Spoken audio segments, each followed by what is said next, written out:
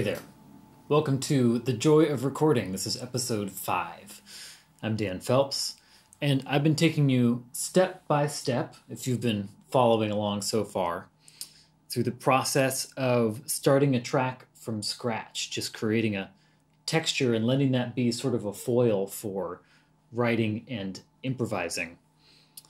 We're in pretty deep now. We've got our ambient pad in there. We've got a rhythm track that we've put together, drums and loops. We have an improvised guitar melody that kind of gave this track form, and I've started to overdub and lay things on top of that initial guitar improvisation. I've put some doubled acoustic guitar that alternately does some slide stuff and also some kind of picking and just sort of textural stuff. Textural acoustic guitar. I'm feeling like at this point it's time to start putting some bass in. I need to lay some bass onto this and create a foundation. Oftentimes when I'm working like this, I will wait until I'm pretty far advanced with the arrangement to lay bass in, because bass is an incredibly powerful instrument in an arrangement. It literally can recontextualize what all of the other harmony at any given moment in a track means, because your ear hears the bass as the foundation and all of the upper harmonies as extensions of that root note. So I like to wait, and I like to treat the bass almost architecturally. It has incredible dynamic powers in terms of when it enters, when it leaves, and if I put the bass in at the beginning, sometimes I'm just not as thoughtful or intentional or architecturally creative about where I'm putting those low notes. With the bass, subtle differences and small variations make such a big difference that I'm not afraid to work on each section until I really get it right. So to begin with, I have to grab my bass, which is right over here. I'm going to get it plugged in and get a sound going. So hang tight.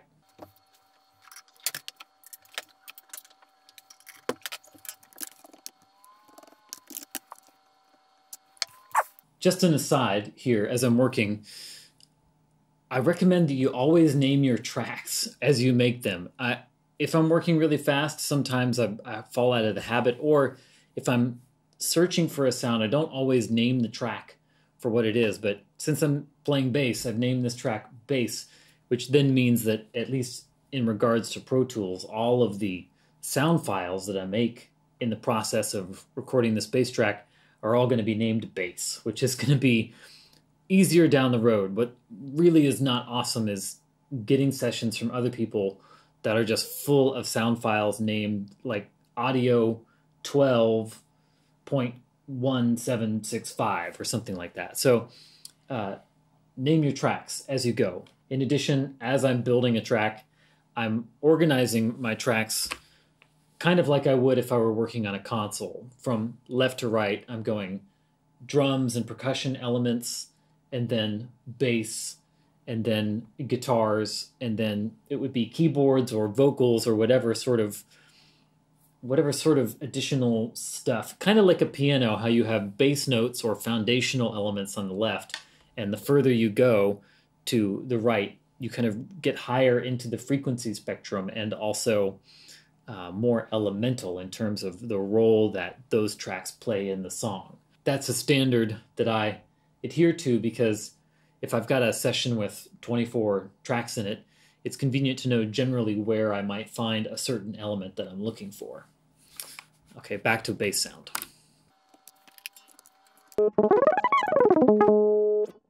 As an additional aside, if you want bass with a lot of low-end content in the sound, the trick for that is turning up the input and playing lighter.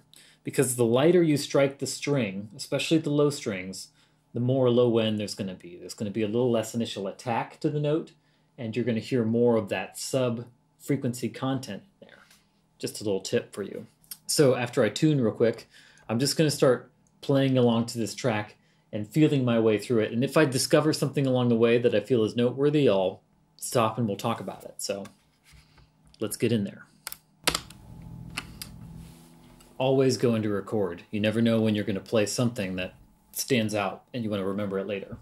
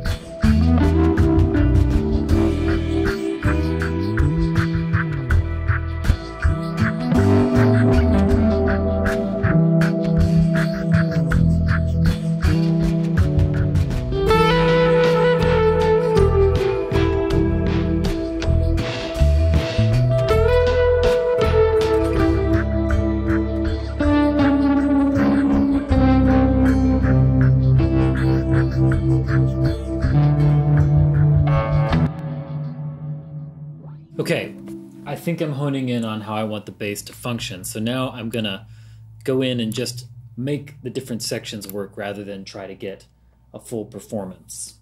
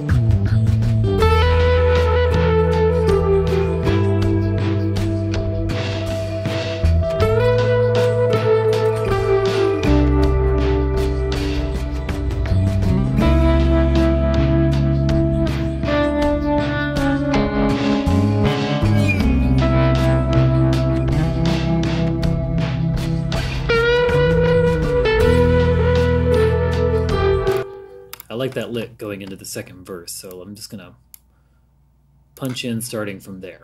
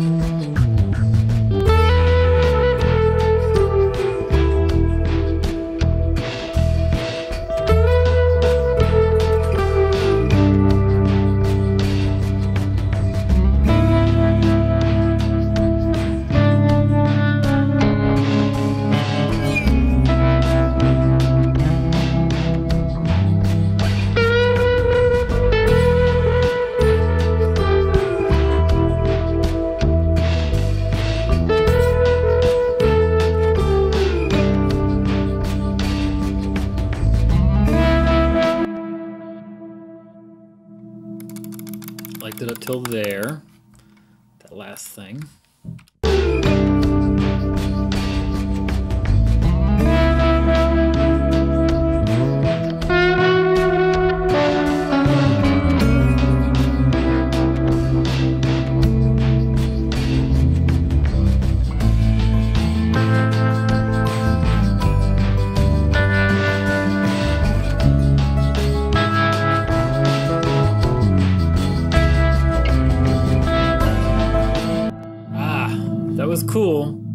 like that lick. I just got to figure out how to get out of it.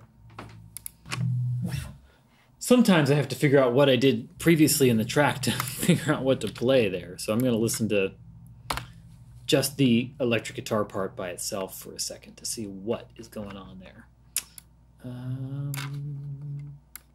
Here we go.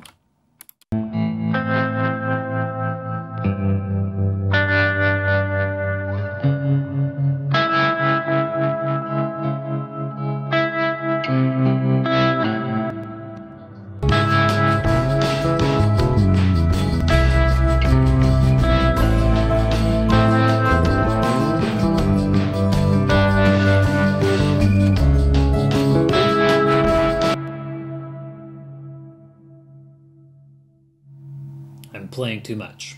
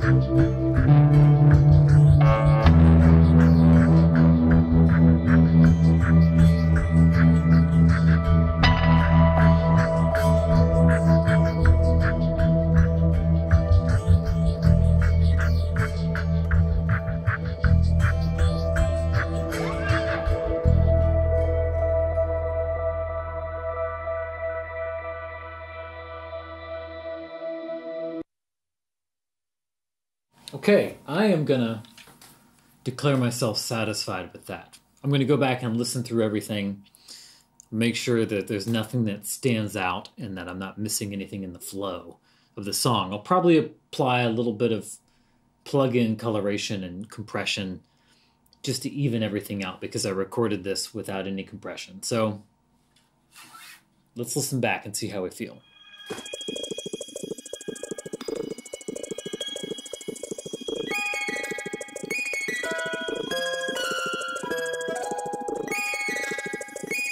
I'm going to declare myself satisfied with that for now and carry on. So one tip is if you are able to, turn up a little louder in order to record the bass so that you can really feel the physicality of it. If I'm trying to record bass at a really quiet volume level, I feel like I don't have the authority and power on the instrument that I would otherwise. So that's an extra tip for you. I'm Dan Phelps. I hope you've found this enjoyable and informative. If you have, please click subscribe and click the little bell icon down there so that you get updated when I post something new.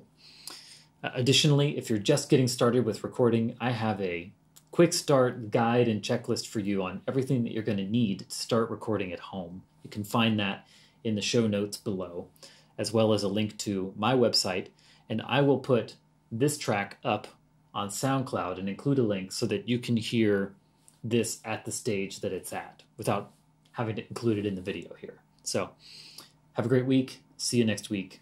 Bye.